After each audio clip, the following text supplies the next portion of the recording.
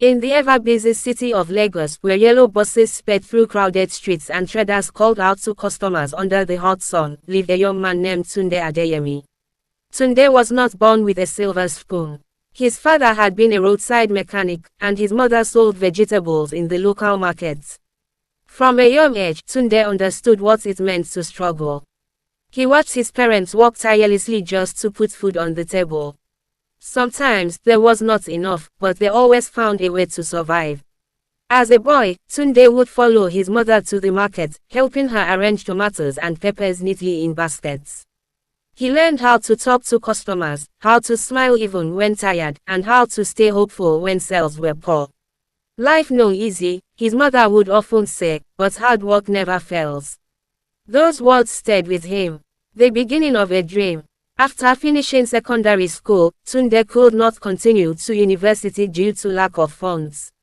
But instead of giving up, he decided to start something small. With the little money he saved from doing odd jobs, carrying goods, washing cars, and assisting traders, he bought a few phone accessories, chargers, earphones, and memory cards. He placed them on a small wooden table by the roadside in Yaba. At first it was difficult. Some days, he made no sales at all. Customers would walk past him, choosing bigger shops instead. Others would price his goods and leave without buying. But Tunde refused to quit. He studied the business. He observed other sellers. He learned how to talk to customers, how to convince them, and how to build trust. "Buy from me, you won't regret it," he would say with a confident smile. Slowly, people began to notice him. Love enters the picture. During this time, Tunde met Amara Okafor. She was everything he admired: kind, intelligent, and determined. Amara was studying medicine at the University of Nigeria in Nsukka. She had big dreams of becoming a doctor and helping people. They met during one of her visits to Lagos at a family friends gathering.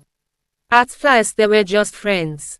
They talked about life, dreams, and their struggles. Tunde shared his journey, and Amara admired his determination.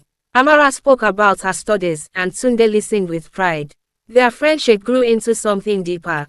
Late-night calls became a habit. They encouraged each other through difficult times. They laughed, shared stories, and built a bond that distance could not break. Eventually, Tunde proposed. It was simple: no fancy restaurant, no expensive ring. Just honesty. "Amara," he said, "I may not have everything now, but I promise to build a future with you." Amara smiled, tears in her eyes. "I don't need everything," she replied. "I just need you." The weight of responsibility. Love, however, came with responsibility. Amara's education was expensive. Medical school required a lot: tuition fees, textbooks, lab equipment, accommodation, feeding. Although her parents supported her, it was not enough. Tunde made a decision. "I will support you," he told her. "No matter what it takes." From that moment, his hustle doubled. He woke up earlier than before. He worked longer hours. He reinvested every profit back into the business. He moved from a roadside table to a small kiosk. Then from a kiosk to a tiny shop. But the more he grew, the more responsibilities came. There were days when sales were terrible. Days when he could barely afford to restock. Days when Amara would call and say, "My fees deadline is close." Each time, Tunde would feel pressure tightening around his chest, but he never let her hear it. "Don't worry," he would say.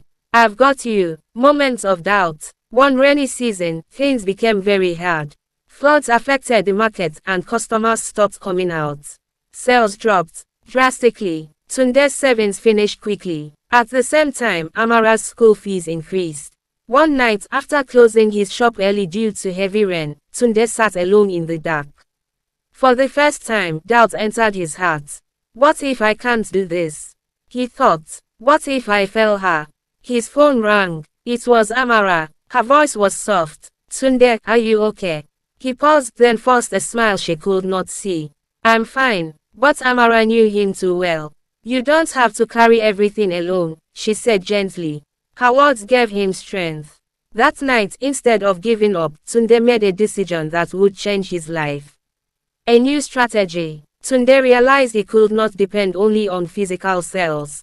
He began to learn about online business. Using his phone, he watched videos, read articles, and asked questions. Data was expensive, but he sacrificed to learn. He started small. He took clear pictures of his products and posted them on WhatsApp status.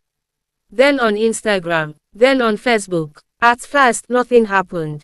People viewed his posts but did not respond. But Tunde did not stop. He kept posting every day.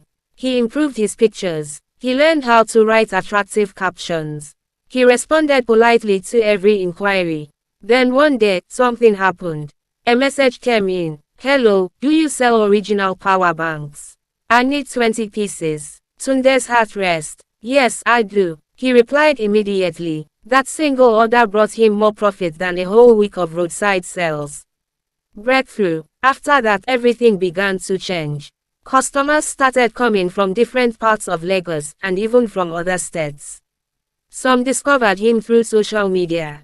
Others came through referrals. His reputation grew. Tunde sells original products. Tunde is trustworthy. Tunde delivers on time. His small shop became busier.